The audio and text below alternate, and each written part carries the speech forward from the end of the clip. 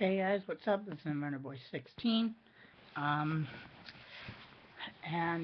Today on this video, I'm going to be doing a little bit of a review of a new multimeter I got. Because my other one that I had at home or whatever, it broke because I was using it on a wall outlet and using it to test AC current, which is what it's designed to do. And it was made by Kenny Tools or whatever, which now I hate that brand because it is crap. So, um, but this multimeter here is, I already opened it, but here's the case. It's the E-Tech, whoops, professional digital multimeter, and it has the full range of AC and DC capabilities, and it even has it has a flashlight, um, temperature probe, and wireless testing. So it has a lot more features than my other one had. So here is it in person. Ugh, I hate this camera. It's opposite as to what I'm used to. Okay, there we go. But this is the multimeter. It weighs a good amount. It weighs about a pound, I think, which is a lot, but it's good quality. It means it has good quality to it. It has like real capacitors and real circuitry in it, as opposed to the Kenny Tools one that I had before. But this one, it has all your basic functions on the dial. It has your AC. Actually, no, it has your voltage detection side, and it has a button up here for switching between AC and DC current. And then it has your resistance tester, and then your amperage tester, and then a little section here for battery, and then your thermal probe. So if I turn it on to 20 volts, pretty basic display. Nothing too fancy there, but what is fancy is that the display has a backlight.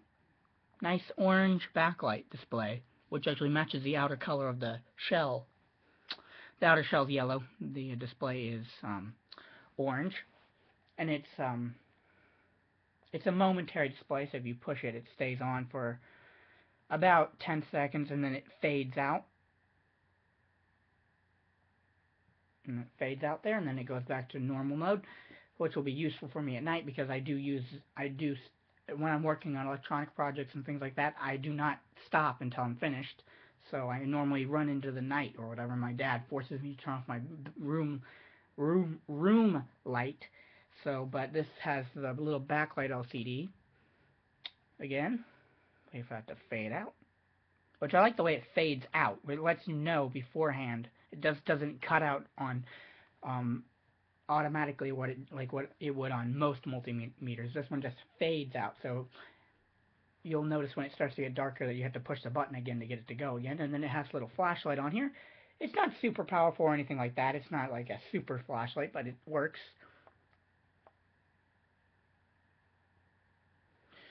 So it'll work for using it in dark spaces and things like that in my room.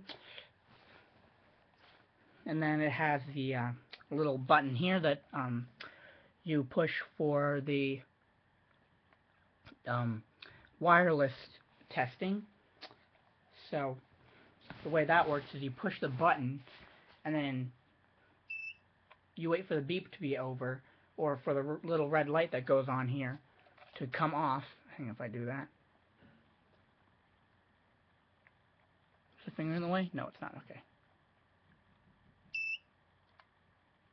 And then it gives you a voltage reading, which right now there wasn't anything nearby except for my little radio here that uses a 3.5 volt, 3.7 volt battery, but it was only reading 1.5 from it. But it is able to read the AC current and DC current wirelessly, which is really cool and really useful if you're just going to be doing quick testing. Again, you just push the button, wait for the red light to go out, and then it gives you a reading. and then it has the hold button at the very end. So once you do get a reading or whatever and you want it to stay on that, you just push that button and it'll hold it for you while you write it down or do whatever computing or whatever it is that you needed to do. So you can do that. So in the bag that it comes with, which is this little nice little velvety bag, it's actually the same material as my jacket here. Nice water resistant material. And then it comes with multiple different wiring things. Hang on, let me take off my ring because that is annoying to have on. There you go. So it has the wiring bag that comes with the probes and the thermal probe, which I'll show you.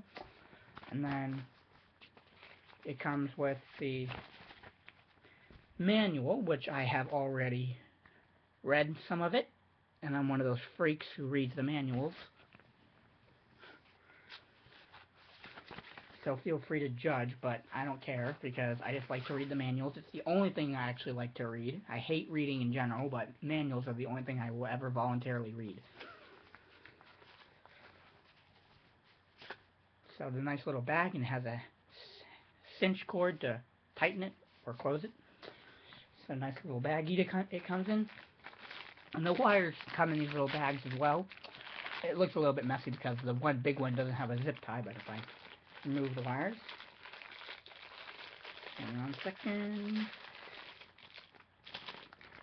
So here's your little temperature probe. I'll show you guys that later.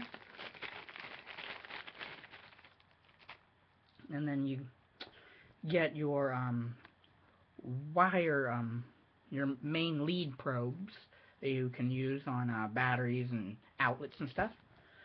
Which these are pretty basic, but they are they're very nice rubbery plastic, so they're not like cheap, easy to break plastic.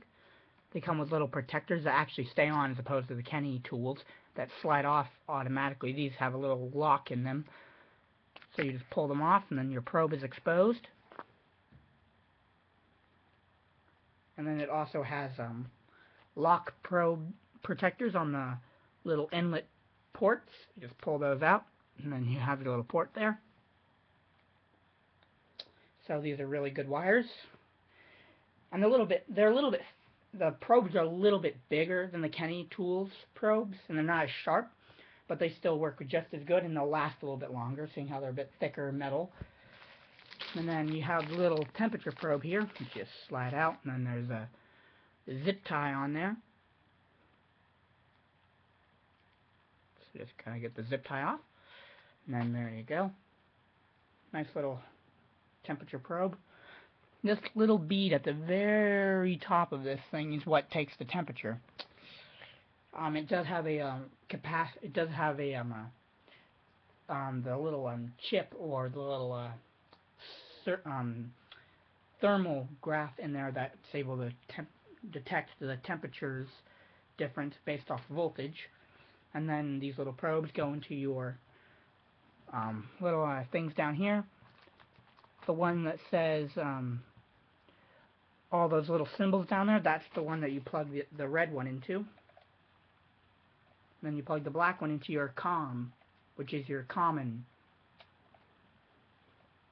And then you turn your dial to temperature. And hang on, let me get my thing. I was sitting on the probe, so it reads 82 or 81 degrees Fahrenheit, and if I pinch it, it rises. And it'll go up to 99 or 98, which is the regular body temperature. So very responsive, very well put together little multimeter. And again, my Kenny Tools doesn't even have the thermal probe on it, or the backlight, or the flashlight. So, and what's really ridiculous is my Kenny Tools one cost $40, I'm thinking, or 44. I'm not exactly sure. This one only cost 22 or 21.75. So this is a very good multimeter for its price. This one only runs off of 2 AA batteries, which will save you money, and it has the little kickstand built into it. not very easy to get out just right now because it hasn't been broken in, but little kickstand for it. And then the Kenny Tools one has a 9 volt that you have to put into it. You have to pay like $8 for those batteries, and they run out within a month. So this, I'm not exactly sure how long it'll go on a battery, but I think it could go a month continuous. But these are only AA batteries, and you can find multiple different rechargeable AA's for good pricing. So I'll be using my rechargeables on those, or on that multimeter. Little thermal probe. It has a really nice fire-resistant cloth on it for if you're going to be testing up to the 750 degrees, which this thing is capable of. It's capable of reaching 750 degrees of temperature and 32 degrees of low temperature. So, which 32 is just your normal.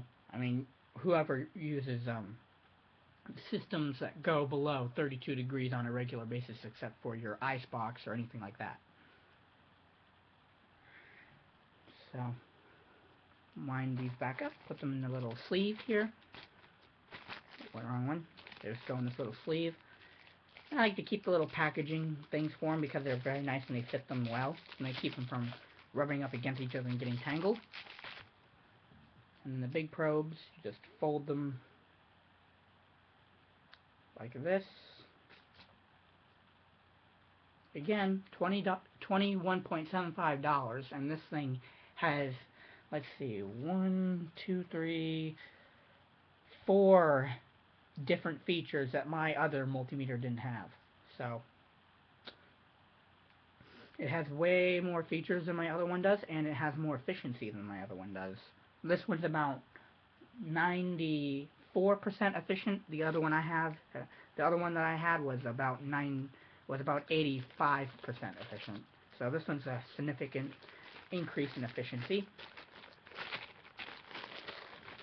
And then the little bags here, just put the little thermal probe back into the bag with the main probes. And then they go into the little nice velvety or nice rainproof protector bag, which the multimeter fits in here as well, but it's just sort of a all-out accessory case for it. But anyway, I wanted to show you guys this multimeter. I really like it. I'm going to be using it for all my things I do at home, like my battery testing and electronics working and all that stuff. I've been needing a new multimeter for quite some time now. I finally got one. The only thing is I'm hoping my parents don't get me one for my birthday because I already got this one.